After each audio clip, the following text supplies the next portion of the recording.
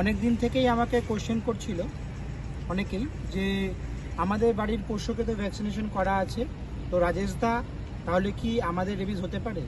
তো আমি তাদেরকে একটা কথাই বলবো যে ভ্যাকসিনেশনটা করা আছে তাদের জন্য, কিন্তু তাদের থেকে আমাদের হবার সম্ভাবনা আছে, কারণ ভ্যাকসিনেশনটা শুধু প্রোটেক্ট করে তাদের, আমাদের নয়। তো ফলে সেই কারণে আমি প্রত্যেককে বলবো বাড়ির পোষ্য যদি আপনাদের কামড়ায় কিংবা আছড়ায় তাহলে অতি অবশ্যই আপনারা কিন্তু যোগাযোগ করবেন হাসপাতালে অথবা কোনো ক্লিনিক্সে।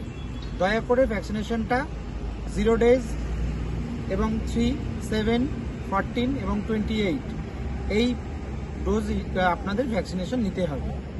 তো প্লিজ ভিডিওটা দেখে যদি ভালো লাগে সাবস্ক্রাইব করে দেবেন। Thank you, good night.